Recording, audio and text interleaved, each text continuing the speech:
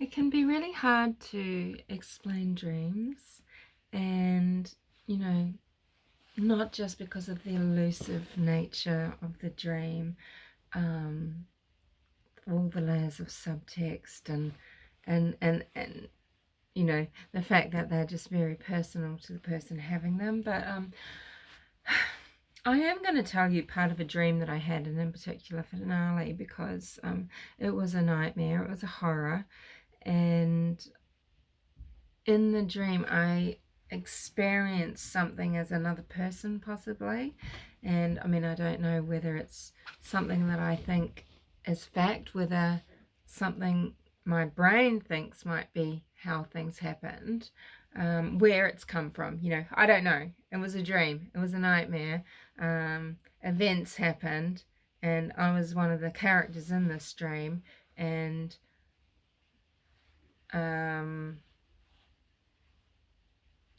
it was quite an intense experience. Okay, so try and just tell you parts of it.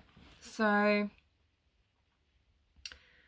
takes place, the parts that I'm going to tell you, it all takes place inside this huge building. It's like a barn, an old dairy, or just like, it's cathedral shaped. It's like a church shape. It's got the steeped roof, okay, and it's just got thick block walls, concrete. Everything is bare. There's nothing in here really, okay. It's just this huge high voltage ceilinged structure. It's daylight in there, even though I can't really see windows. Maybe it's, because the roof comes down very low over the concrete wall, and maybe there's this light coming in through an overhang or something like that. There's a door at a sort of far corner, but the most intriguing part of this room is that there is a room inside this room. It's just concrete. It's a concreted off area, so it's just walls built into this big rectangular structure. It's another rectangle sort of on one side, taking up sort of the middle of the wall, okay. And one end of this on the outside, in the barn side, one end of this walled off area is just laundry sinks, the old formwork concrete laundry sinks, just with big old faucets and taps, and just really deep, just you've got the sense of this place, it needs a place to get clean or to clean up or something, right? And the room inside this room, it doesn't have a door. It has these barn doors set up into the wall. So they're kind of see, these are the doors, and it's high. It's not like you just walk in. It's like it's up high like this, and it's got these doors that just opened up. And I'm looking in there because the whole sense, the feelings in this dream, the things that were going on, the emotion was sickness, evil, just evil, subhumanness, danger, torture. It was terrifying. Needed to save something, but to get away, okay. And just fear, the feeling of fear, because there was cruelty and sickness. I can't describe it differently. I'm not quite sure how to get it through, but I'm peering into this room. Inside this room, it's up, which I thought later, this is like it's a stage, it's a set, and I'm looking in, and I can barely see, but slowly my eyes adjust, and I know there's something moving in there, and it's a cow, a dark coloured cow, but I can't see what else is in there, right? Anyway, other things happen, but eventually I'm back in this barn again, and I know I have to solve this mystery. There is something just so terrifying about this room, inside the room. It's not a stable with this cow. I mean, it is a stable. I've looked inside the doors. It's like stable doors. It's very dark, but I can tell there's kind of bits of hay on the concrete floor, and there is an animal in there, and maybe it had a foal or a calf.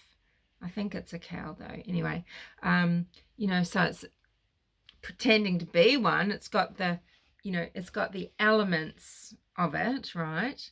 But it's there's no window. It's just these barn doors. It's just concrete, and it's very dark, and it's very mysterious, and it's just a feeling of complete sheer horror being anywhere in this dream and looking in here, right? But somehow it just comes to me. It's like, you know, just this light bulb moment. I know what's wrong. I know that the back of this room, at the back behind the couch, I know there's something else behind there. I know it's sealed off, but I haven't done it like, it's not like I've gone, it looks this deep here, but it's this long, because I couldn't see the depth, but I knew that's what it was.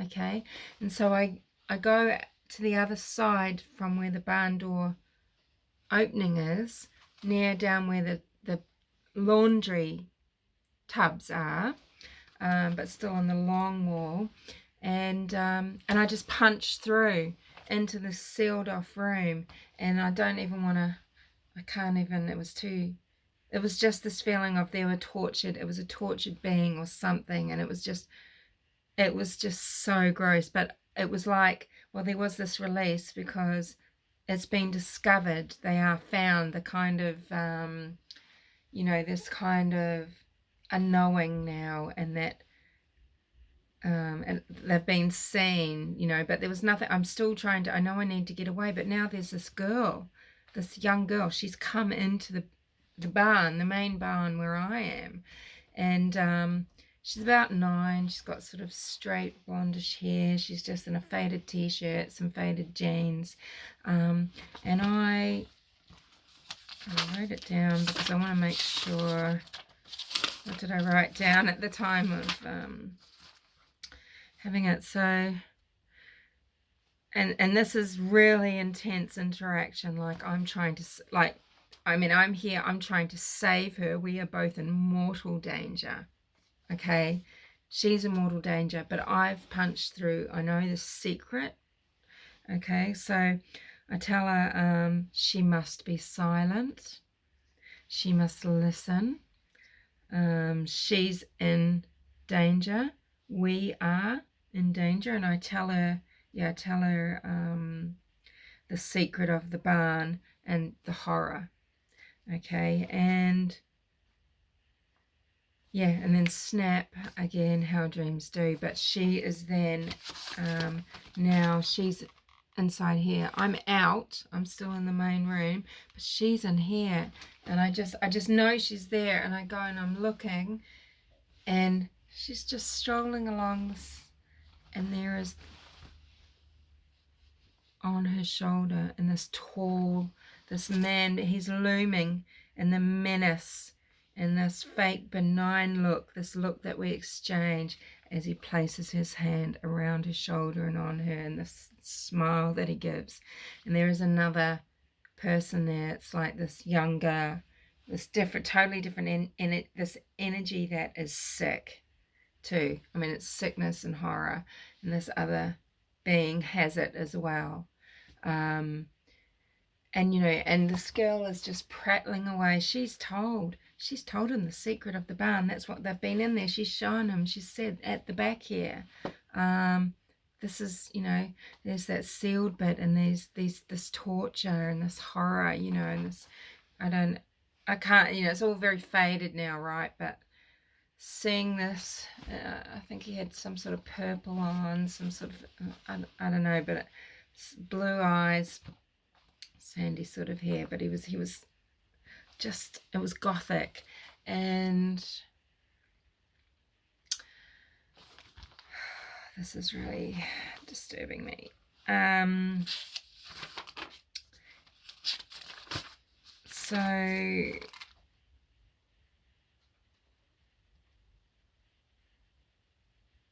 it's like something, yeah, so she's inside the stall and she's with, you know, this looming man, and he's in purple maybe, in this kind of suit, and he's got his arm around her in the hand, and then yeah, the menace. And I just say, take her, have her. And I realize she's told we're doomed, but I can sacrifice her. It's her own fault. I was very specific. I told her how much danger and to not tell, but she just gave it away. She was seduced into talking by the smooth language of the man, by his very essence and manner and who he is. It was easy for him, and I just turn and I walk away. And now, you know, those effects were sort of zoom, everything's away, but it's closer, and the subject's like suddenly it's cathedral sized. It's still sort of, it's just block, it's bare, it's solid, it's old, but it's still empty. There's not pews, there's not stained glass windows, anything like that, but it's like a cathedral, a church. And I'm turning and walking away, and I'm going down the center, and I just walk. I'm resisting to turn. I'm resisting the fear, and then the fear, it just drains, and the focus is, it's not on me, and she is being devoured. And I know without looking, but I can see it, she's being held up. The man is now out at the end of this cathedral, and he's holding her up around her waist like this, and her feet, I can see her feet, just the way she's bent back prone, and her feet are aiming to me, and the arms outstretched, but his head is, oh, it's like, it's gothic, and he's eating her head. He's eating her, he's devouring her. Okay, and it's, you know, and just the detachment, the dissociation. It's not coldness. It's not like I can't describe. It's the abandonment. I completely abandon her. I mean, it would be futile, but I don't fight. I just know. I mean, and I'm not feeling. I mean, it's awful, but I'm just glad to be away. But I'm also thinking, you know, I told her, I gave her a chance. She knew to be silent. She knew it was a secret, you know, that we needed to get away. And I just, you know, we needed to get away. The danger was so great. And yeah, it was just such an odd feeling, because it was so dissociative. It was so the disconnect was just, it was just like something came over, and it was very interesting feeling like someone else, and I felt like I was really feeling this person's, just felt what they felt. It wasn't what I would do. Well, I don't know, you know, what are your survival mechanisms to, you know, the threat and the reaction, you know. But, you know, the character, she didn't spring into action, try and get up into the stable or whatever and fight and pull her off. I mean, it was because, number one, going up against such evil, and it was just that, like, ease of being able to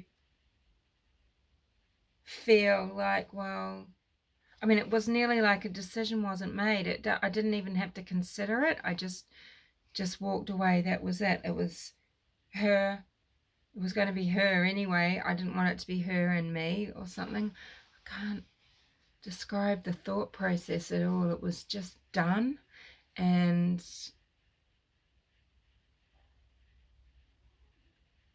it was just so strange, because it felt so foreign being this person. It felt, and it's so weird, because on one hand, well, you know, I knew how how awful it was. So, and what could she do? But at the same time, it just felt like, wow, it was an easy choice too. It was a no-brainer. Once it was done, it was done. You know, it was like, you know, thy will be done.